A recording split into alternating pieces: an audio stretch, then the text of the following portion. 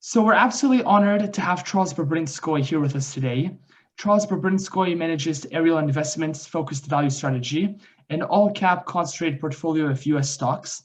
He also spearheads Ariel's thought leadership efforts and takes an active role in representing Ariel's investment strategies with prospective investors, clients, and major media.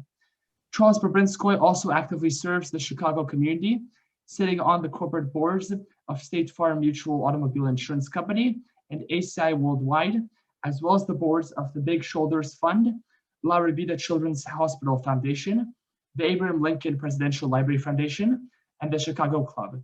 He also generously teaches monthly investing classes at 2 Chicago inner city schools. Great, thank you, Itai. All right, so as we're loading the presentation, I'm sure a lot of you in your classes either have already started to study behavioral finance or will.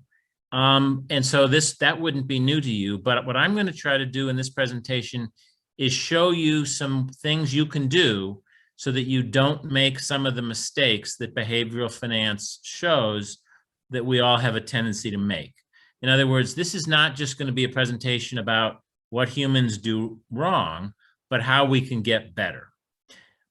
So with that, let's start the next slide. That's some legal disclosures. So Warren Buffett and Ben Graham very importantly said that the market has psychological problems. Sometimes the market is euphoric and it wants to pay you a crazy price for your shares in a company. Other times the market is just depressed and thinks there's only bad times coming and is horrified and terrified that you might actually hit his bid and sell you your stock to him or her. And so the point of being an investor is to take advantage of these mood swings. And importantly, the more emotional troubles the market has, the better for you as an investor. That's the key, is you don't want the market to be rational. You want it to be irrational and take advantage of it. So you're going to find in your finance classes, if you haven't found this already, that academics and economics have shown that there are some anomalies that really shouldn't exist, but that do exist. And behavioral finance helps explain all of them. So the first anomaly is that stocks outperform bonds by way more than they should, roughly double. Bonds have earned about 5% historically over the last 100 years, while stocks have earned more than 10%. There's no reason why one class of assets should double the return on another. Value investing, until the last 10 years or so, has crushed growth investing. Small cap stocks have beaten large cap stocks.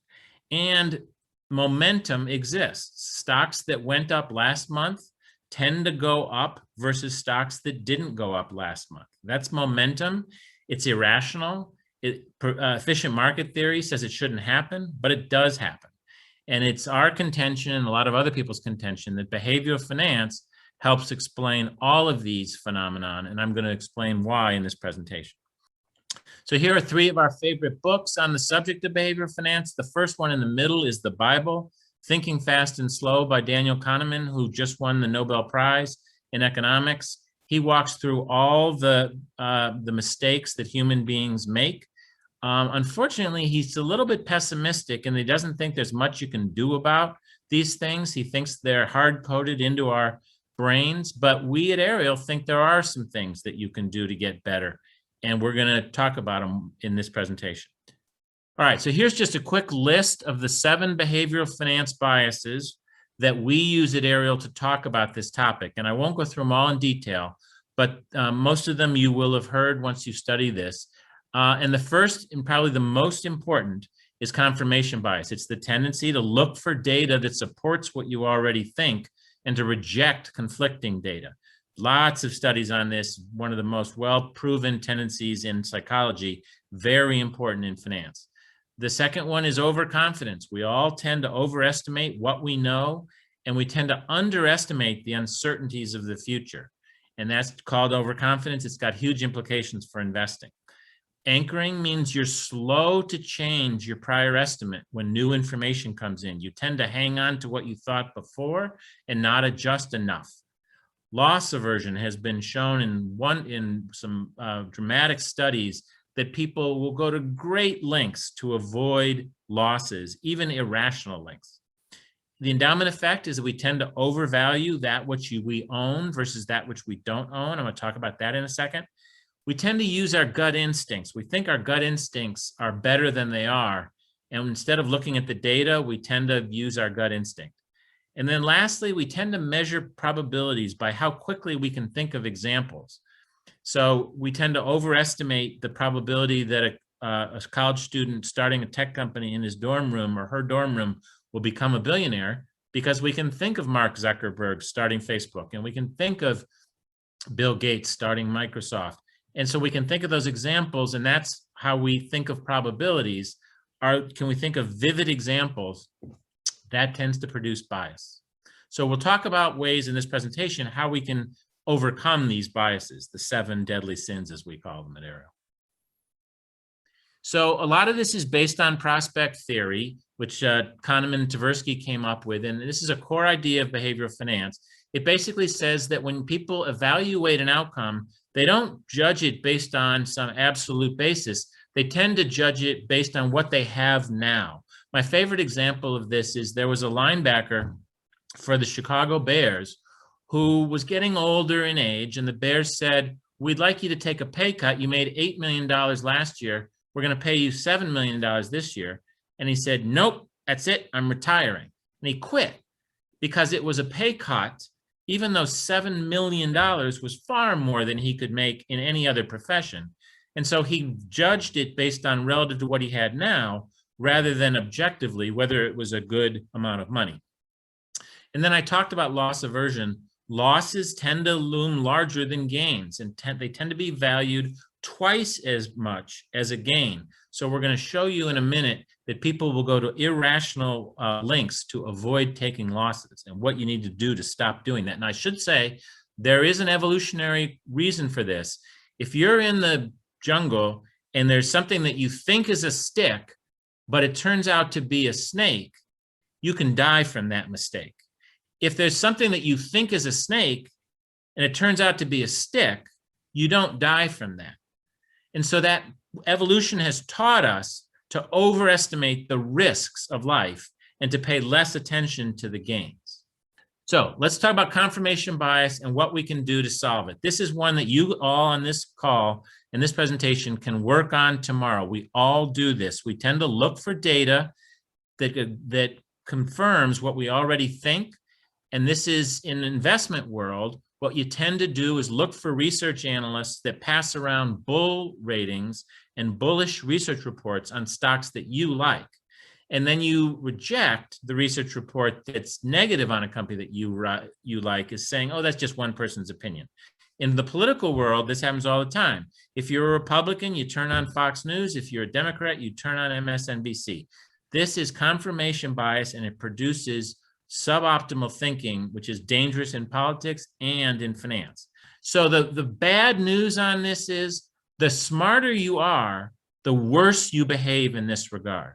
And the reason that's true is if you know a lot about a subject, you can see the small mistake that the person who disagrees with you is making.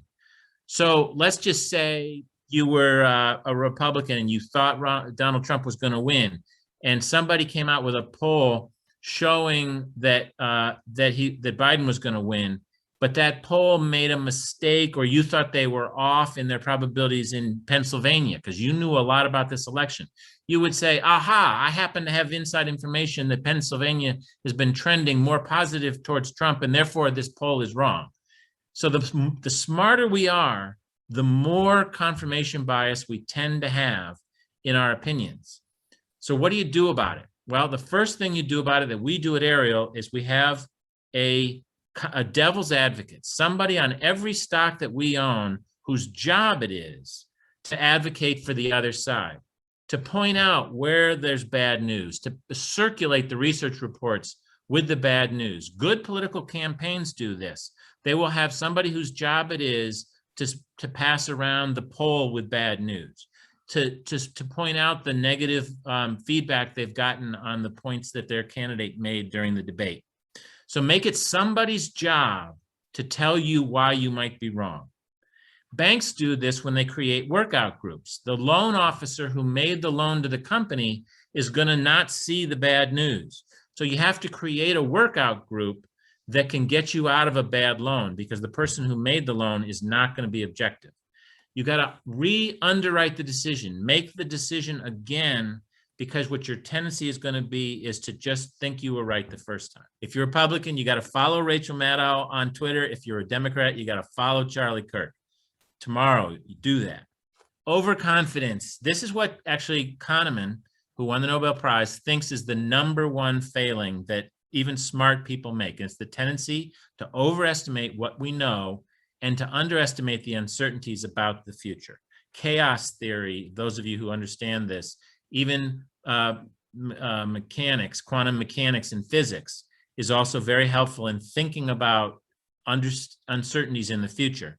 So the other thing is that people tend to put together projections that are very close to best case scenarios.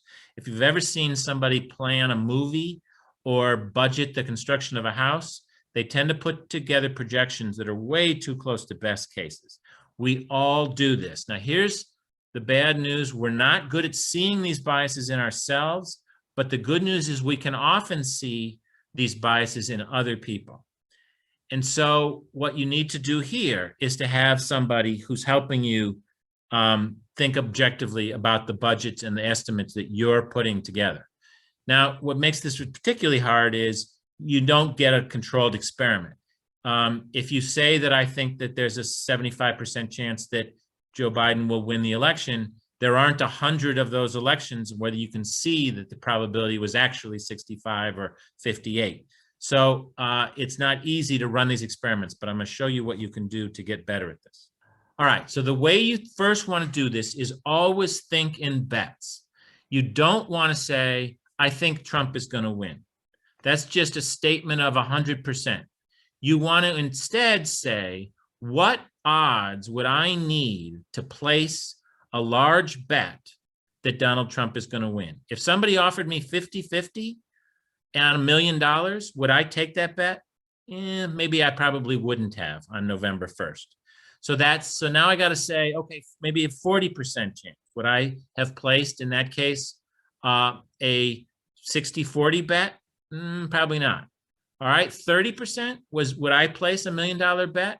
Maybe I would. And that then helps you figure out the actual probability that you believe in. So then you start making testable assertions that you write down, and so that you learn about your own biases, your own tendencies to overestimate what you know and to overestimate what you want to happen coming true. And now I'm going to show you in a second how you need to place probabilities on different scenarios so you can come up with an expected value for those scenarios. All right, so here's an example. ABC Corporation is going to pay a big Foreign Corrupt Practice Act. That's FCPA, Foreign Corrupt Practice Act. They paid bribes overseas. And so somebody says, ABC Corp's going to have to pay this big fine. We should avoid the stock. Here are the problems. The word big doesn't have any quantifiable meaning. Is going to pay implies certainty. It's obviously not certain. This will happen is a false statement. There's some probability it's going to happen. So this assertion doesn't invite feedback from your teammates. No one wants to just tell you you're wrong or tell you you're overconfident. So instead, the right thing to do is to think and speak in probabilities and bets, even when you don't know the real probabilities. Let me show you what I mean by this. By the way, a lot of people say, what if I don't know the actual probabilities? I'm going to show you what you can do. So the first thing is, it helps you narrow the range to ask better questions. So, for example, how are Foreign Corrupt Practice Act fines determined? Well, they can be up to 100% of past earnings. Okay, for this company, how much money did they make in Russia? Well, they made $250 million over the last 10 years. Does the government sometimes add punitive damages? Sometimes, but not always. And very important question, what are the largest Foreign Corrupt Practice Act fines been in history? Siemens was number 1 at 800 million. Number 10 was 365 million.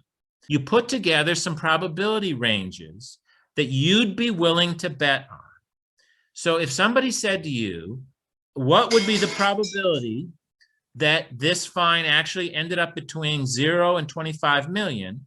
I spent a lot of time. This was an actual real company. I thought about this very hard. I thought the chance was only about 1 in 14 or 7% that it would be between 0 and 25 million.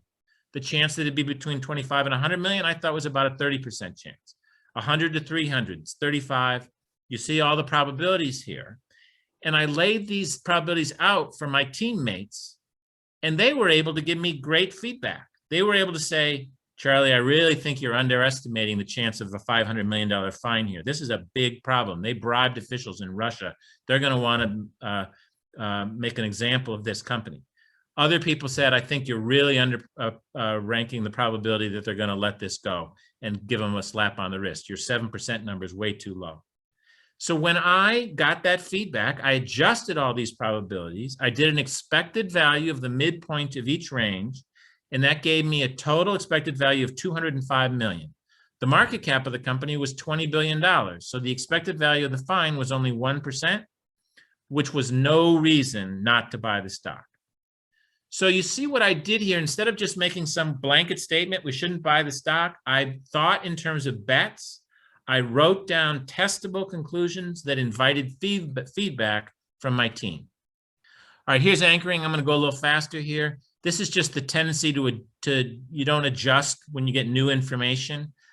This is one of the reasons why momentum exists in the market. When new information comes in, people are slow to adjust their estimates.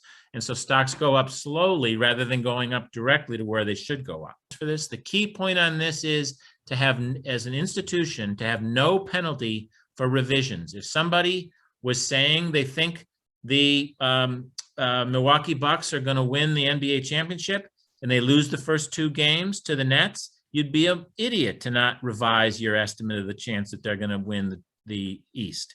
So you've got to revise for what you know about new facts, and you can't penalize people when they revise their estimates. You've got to encourage people to change their views as new information comes in, and we do that at Ariel.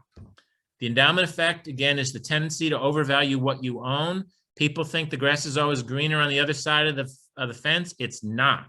People think their lawns are actually better looking than they are. People overestimate how good looking their spouse or girlfriend is. So this is a positive in evolution because it tends to make us attracted to the person that we're with and can get. And so we just tend to overvalue that which we have. The way to fix this, the 2 things to do: 1, always have a watch list where you're comparing the stocks that you own with the stocks that you don't own on comparable basis. Is it trading for a lower multiple? Is it have a higher growth rate? And then the second thing is a devil's advocate we talked about before. You've got to have somebody in your organization whose job it is to tell you why you might be overvaluing that which you own. Availability heuristic, we just talked about this, which is just the tendency to estimate the probability of something based on our availability of those ideas in our head. I talked about Dell and Microsoft and Facebook. This is one explanation for why value stocks used to beat growth stocks, because people could think of all the great examples of the growth stocks that started from nothing and grew to be billions of dollars of value. Lately, growth has been beating value, and so this hasn't worked as well. But it is an explanation for why value did so well historically.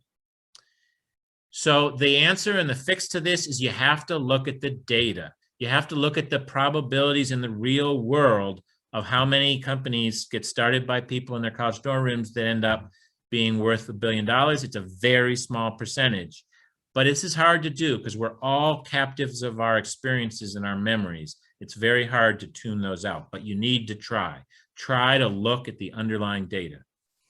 All right, this was it. There were 2 books that came out that talked about this relying on intuition over data. Malcolm Gladwell came out with Blink, which said you should rely on your gut instinct. And then Michael Lewis came out with Moneyball and showed how in baseball, the people that looked at the data did much better. In the investment community, the data people have been winning lately. The Blink gut instinct people have been getting trounced. And so there's been a real tide of not relying on your intuition, relying on the data. So when somebody says something oh, we shouldn't buy that company because it's headquartered in Tennessee and we did really badly on that last Tennessee stock we owned. You got to say to that person, isn't that a sample size of one? We need a bigger sample size than just one example. All right, so now I'm going to give you an example. Let's go one more. That's enough. Perfect. Right there. Perfect. This is going to be a test of your statistical intuition. So it's just a statistical fact that only 1.4% of men under the age of 50 actually have lung cancer today. We know that from demographic studies, from medical research, 1.4% of all men under 50 actually have lung cancer right now.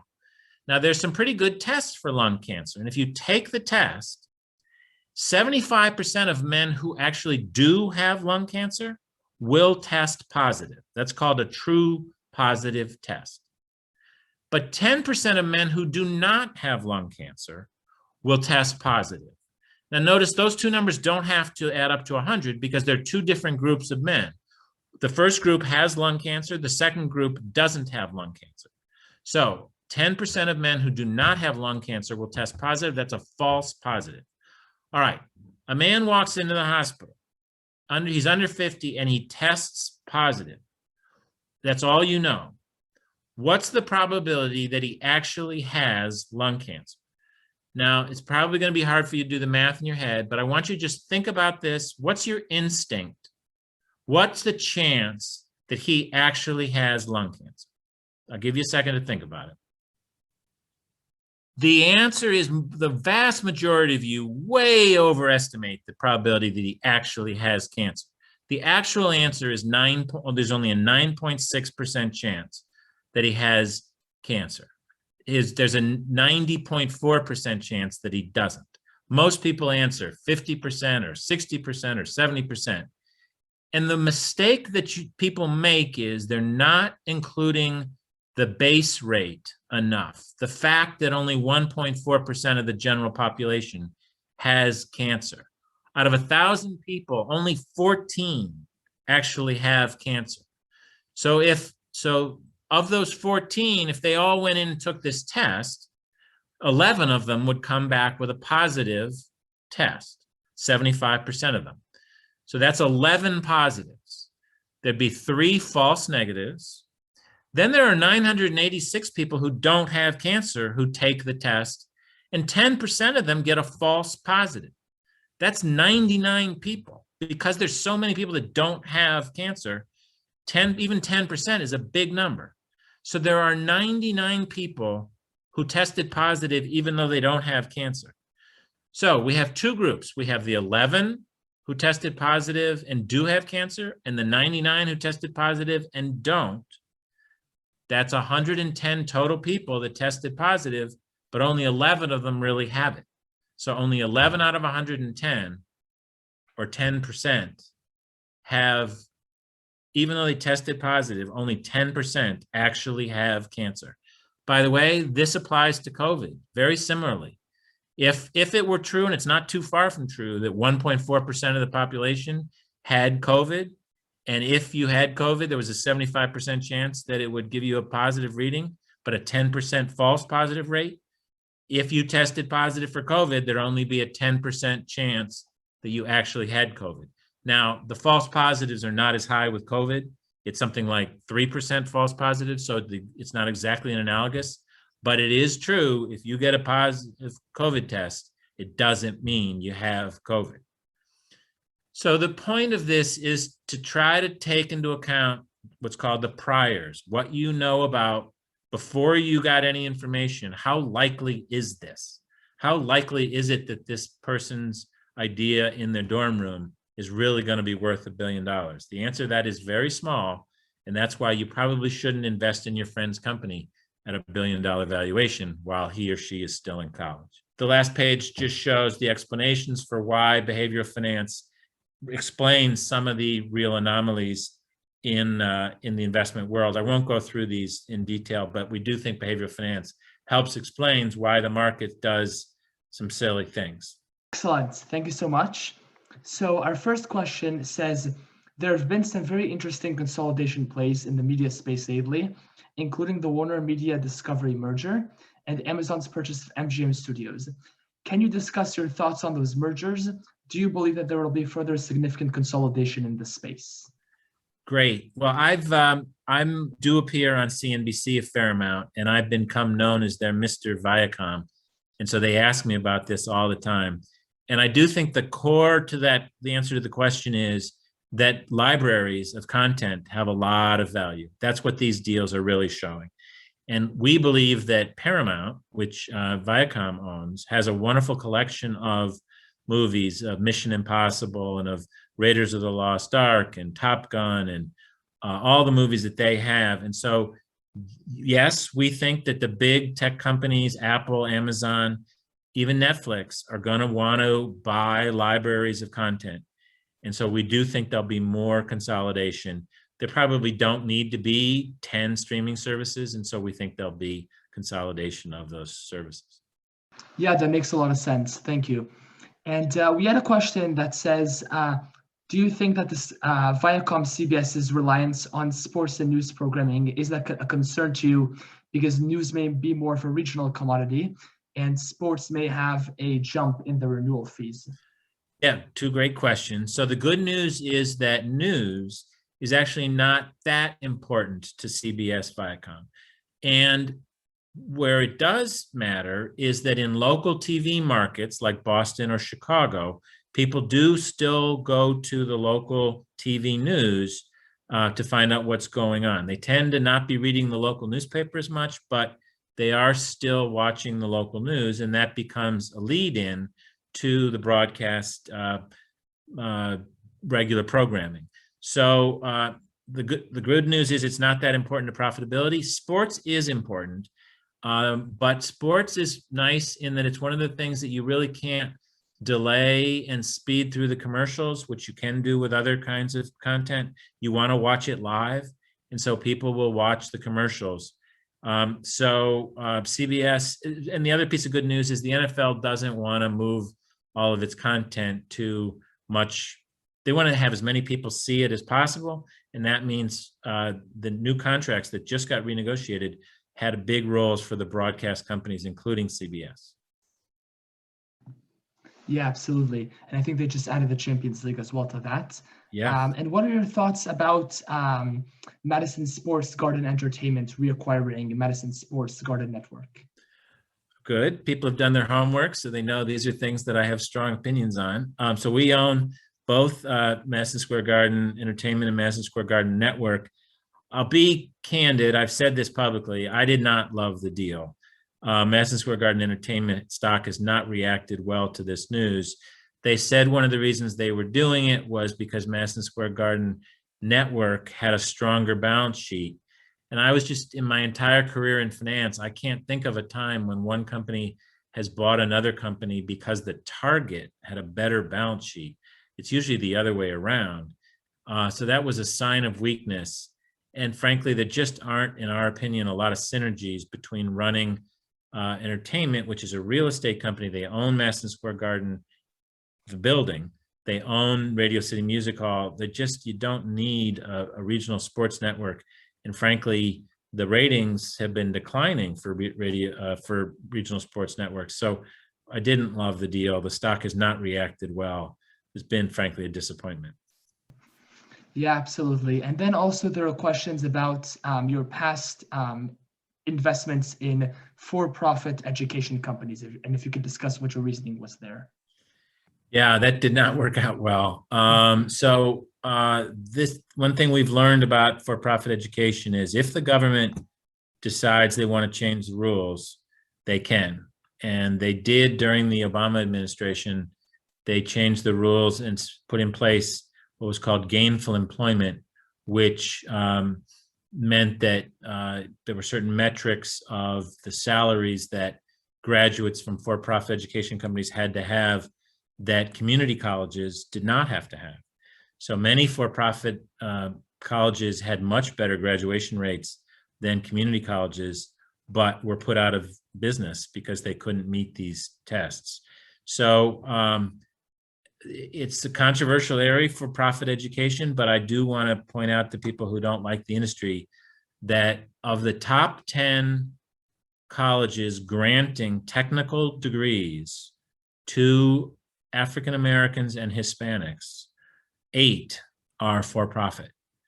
The public university world has just not figured out how to do STEM education as well as the for-profits have. Places like DeVry, which obviously aren't prestigious, have figured out how to work with people from non-traditional educational backgrounds, people the first member of their family going to college, et cetera. And frankly, they've done it on a more efficient basis. There isn't the big football and sports programs. There aren't the big educational departments. There are just departments to teach skills that you can get a job with, and they actually have better track records of putting people in jobs than do their public college competitors. Now, I know that's a controversial view, but the bottom line is the stocks did not do well when the political rules changed. Yeah, thank you for those points. And then what's your advice for students who are looking in the future to work for Ariel Investments? And what type of candidates are you looking for? Yeah, thanks. That's another great question. We don't hire a lot of people. We're a small firm. We only have 100 people in the firm and only 15 in the research department. So it's a job. Being a investor is different from being an investment banker or a hedge fund operator or a leveraged buyout manager or a venture capitalist. It's a patient job. Our motto is slow and steady wins the race, and we invest for the long run. So if you want to be an investor and you like to value companies and put your money where your mouth is, and you like to read financial statements and read annual reports, then this is a wonderful career. If your goal is to make as much money as you can and retire by age 40, it's probably not the best career, because there are other things like the careers I mentioned where people make more money faster. But I love what I do. I get to read for a living. I get to read all the books behind me and talk to people like you and talk about ideas. And so I find it very rewarding. The hours are a lot better. There's a lot less travel than when I was an investment banker. But it is a job that requires patience and a love for investing. Yeah, that sounds very exciting lifestyle for sure. And people were wondering, can you rank the FANG stocks and Microsoft based on what you believe is the strength of their moats? Oh, great question. Let's see if I can do this off the top of my head. I'd probably go, so just moat, that moat is different from total package of which stock do I like best. I'm going to rank them stock I like best, which takes into account economic moat, but also the price of the stock. I'm going to say Microsoft 1, Apple 2, Google, Alphabet 3, Netflix 4. Netflix is the best company, and Reed Hastings is a friend of mine, but the stock is just too highly priced. Amazon next, just because of valuation, and I do worry about regulatory disapproval. I think people are mad at Amazon about their market share. So I'm going to put them last for that risk. So did I leave anybody out there? Oh, I left Facebook out. Yeah. I'm a little bit concerned about Facebook. I just feel that people your generation are not going onto Facebook the way my generation did. And so I do feel like their moat is eroding a little bit. And people are mad at them. The regulators are mad at Facebook. So I'm going to put them last, probably. Yeah, absolutely. That sounds very sensible. And can you discuss some of your past investments in investment banks and sort of how you analyze them? You guys have done your homework. These are good questions. So I love the investment banks. I actually think it's one of the easiest industries to value, because they have a book value that consists of publicly traded stocks and bonds and cash, and then they have liabilities that are very easy to value. They borrow money and they have loans and deposits. So you can get book value pretty easily. And if you can get an opportunity to buy a quality investment bank for less than book, then you just need to jump on that, because that means you're getting all of the fees and the M&A fees for free. And so it's happened a couple of times in the last 10 years that Goldman Sachs and Morgan Stanley have traded for less than book.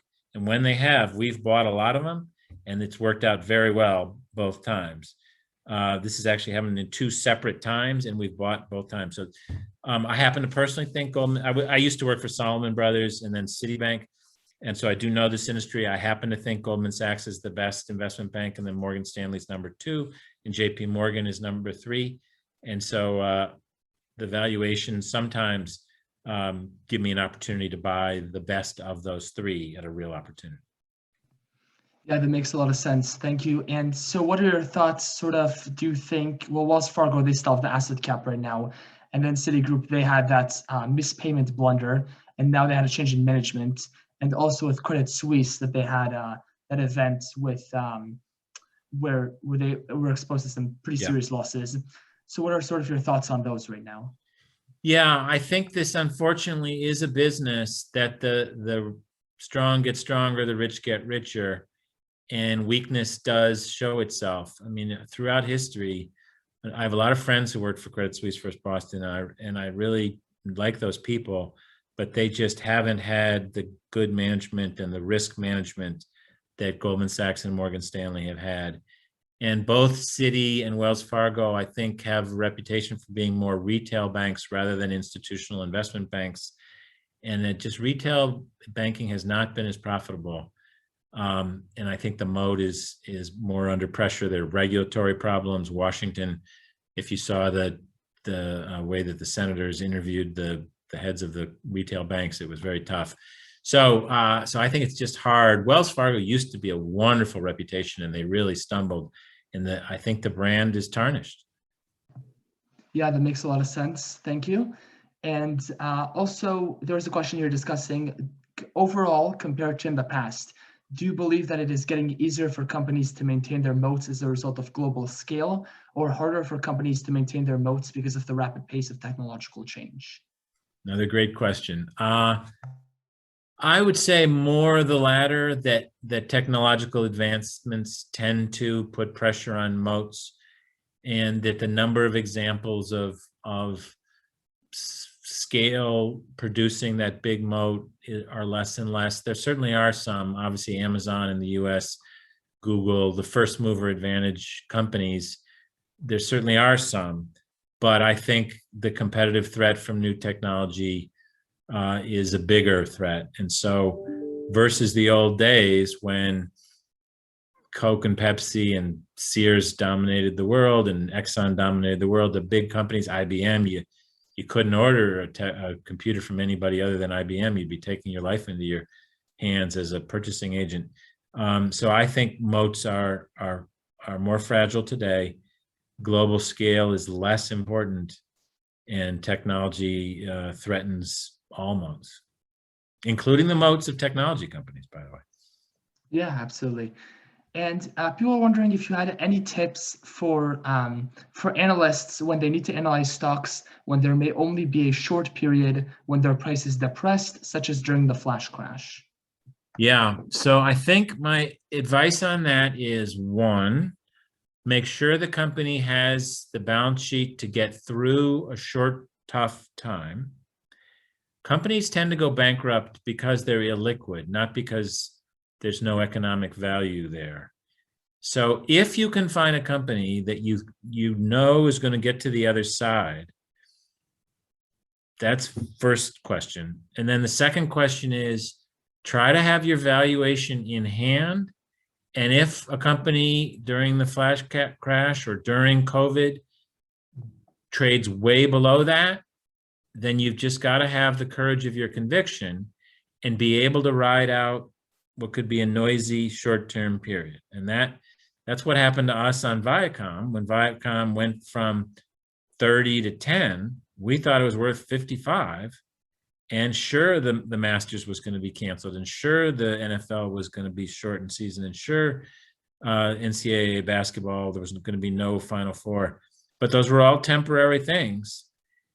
Sure, Top Gun 2 was going to be postponed, but we thought those were temporary, and we brought our valuation down from 55 to 50, but we just loaded up. And it reversed itself when people saw the world wasn't going to come to an end and we were going to reopen. Boy, did it reverse itself quickly. And that stock went from 10 to 40 in a hurry and then didn't stop on its way to 90. Now it's finally, we sold a lot of stock at 90, it's back to 50. But that you just have to have your valuation, and then you have to be willing to step in when others are fearful. Yeah, absolutely.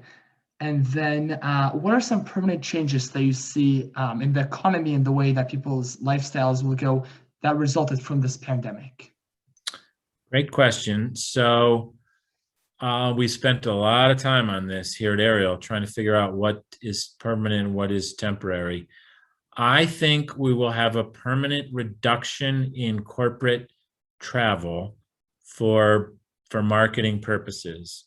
It's not going to be, at first I thought it was going to be 40 or 50% reduction. I now think it's going to be more like 20 or 25, but that makes a big difference on certain hotel chains, certain, in my opinion, airlines. And I just don't think we're going to go back to the days of salespeople taking a flight to Tulsa for a 1-hour meeting and then flying back again. I think we're going to do more meetings virtually. We'll do more of this. I mean, in the old days, I would have gotten on a plane maybe and come see you at Brown. And now I'm probably not going to do that. I'm going to do this virtually. Yeah, that makes a lot of sense. Thank you. And why are you more attracted to focusing on US listed companies rather than international investing? Yeah, we at Ariel do have about half of our business is in international. And that's, we added that in 2005. And so it's about 50-50, but we believe in expertise investing. You should only invest in things that you personally know and understand. And I just don't know and understand what's going on, the trends in China or Japan or Brazil, the way that people on our international team do. And there are enough opportunities for us in our own market that I don't have to try to invest in things I don't know, because I'd get taken advantage of. I would be the dumb money in that poker game. Yeah, that makes a lot of sense. And are you concerned that since the financial crisis, the big banks have increased their share of the total assets in the economy? So if we get another financial crisis, the implications could be even much, much worse this time. So the balance sheets of the big banks are objectively a lot stronger than they were in 2008. You can measure that. I mean, total risk capital, total equity to loans. By any measure you want to use, the banks are much less levered, and they are been monitored how much dividends they could pay, how much stock they could buy back, in a way that they really weren't before the financial crisis. So to have a kind of calamity like we had in 2008, you'd have to have another asset class that blew up, like mortgages blew up in 2008. So then you have to have a question about what that would be. I mean, candidates are maybe corporate real estate. You know, if nobody wants to go back to their office, you'd have a lot of corporate office buildings go bankrupt, and that would be very hard on banks. If the internet and e-commerce destroys shopping malls and nobody goes to a brick and mortar store anymore, that's going to be very hard on the debt of retail. So you could come up with bad scenarios, but just fundamentally, banks are in a lot stronger position today than they were in 2008. Yeah, thank you for that. And then we had a long-term question here that says that there's currently, according to the US, going to be over the next 75 years, about 50 trillion of unfunded Medicare and of unfunded Social Security liabilities. And that would just balloon the debt bubble. So how do we think we should proceed in the future with this? Yeah, I happen to be very concerned about that. And the bond market just doesn't agree with me. I don't understand how people can lend money to the US government for 10 years at 1.45% per year when those statistics that you just quoted show that the government's going to have to borrow incredible amounts of money. And of course, the population is getting older. We've had a baby bust, as you've seen the statistics. The US had been outlier in that we had been above replacement in terms of our birth rate, and now we're below replacement. So I think we've got a population crisis. So I do very much worry about deficits and the social promises we've made, but the bond market keeps shrugging it off. So we'll see. Maybe by the time I retire, I'll get out of here before this blows up on us, but you probably are not going to be retired. And what are your thoughts on inflation as well in the coming years? So I've been very visible on this topic. If you go to CNBC and Google me, you will see about 5 appearances where I've been saying inflation is here and it's going to be worse than people think, and it's not just temporary. Now, obviously, everything is temporary in some degree. It's not going to be here forever. But I've been saying that this year we were going to have inflation that was going to average over 3%, and that over the 4 years, counting this year, so the 4 years ending in 2024, we would have more than 15% CPI increase over that total 4 years, which means an average of about 3.5%. So that is much higher than what the Fed is saying it expects. And I could talk about this all day, but the combination of very tight commodity markets and high commodity prices, very tight labor markets, a weaker dollar, and importantly, a reduction in globalization. Lots of companies have, for the last 25 years, been sending work overseas to cheap labor, and that's not stopped, but it's slowed way down. And in fact, there's some companies bringing back manufacturing to the U.S., and when they do that, that globalization, that outsourcing was a real restriction on inflation because costs came down, and that has come to an end. And if anything, gone the other way. And the labor markets have just tightened up. And then lastly, the money supply has exploded higher. This hasn't gotten a lot of press, but the M2, which is a calculation of cash plus checking accounts plus savings accounts, is up more than 20% from a year ago. And people were keeping that money and holding it during COVID, and now they're spending it. And that is going to result in inflation. So I've got all these factors pulling on higher inflation and really nothing pulling on lower inflation. Unfortunately, this has become political, and the people that want to have a bigger deficit spending program and more help to unemployed want to spend more, and so they're denying that there's any inflation. And it's too bad that this has become political, because I think it's a reality. Inflation is here. We're going to see tomorrow, by the way. There's going to be an inflation number coming out tomorrow.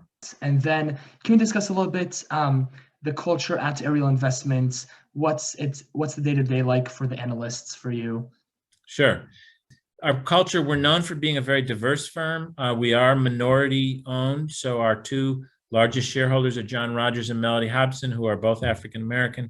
And so we have a culture of diversity, people of all backgrounds and colors and religions and political outlooks and nationalities. And so we are a very diverse firm that believes in diversity. That would be the biggest cultural thing. The second thing is patience. Culturally, we are long-term investors. And so if you went around the research department here, you'd see people reading. You wouldn't see people trading or yelling or calling the trading desk. You'd see people reading.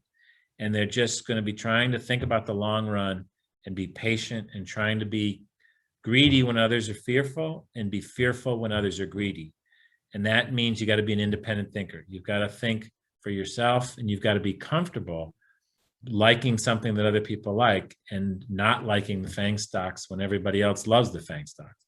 And so that's the culture: independent thinking, patience, and diversity. Yeah, that sounds excellent. And for a final question, which events have been most influential in your investing career? I would say the Berkshire Hathaway annual meeting that you talked about at the very beginning. Over my shoulder is a bobblehead of Warren Buffett and Charlie Munger, and they are very influential in thinking about value investing, thinking about patience, thinking about measuring a stock versus the intrinsic value of the business. So it's not a piece of paper, it's an ownership in a business. And a lot of their maxims, how they value companies, how they want to see proven performance, their reliance on economic moats, all of these things are things that they talk about at the conference. they're getting older, so they're not, the jokes they tend to have told before.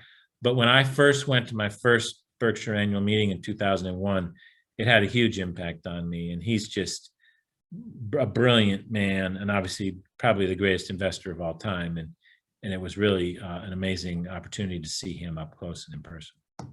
Great. Yeah, we're looking forward to having that in person next year, hopefully.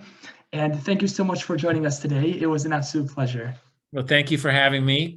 Congratulations on being back at school. And these were great questions. You guys really did your homework. Thank you. Have a great day. All righty. Bye-bye.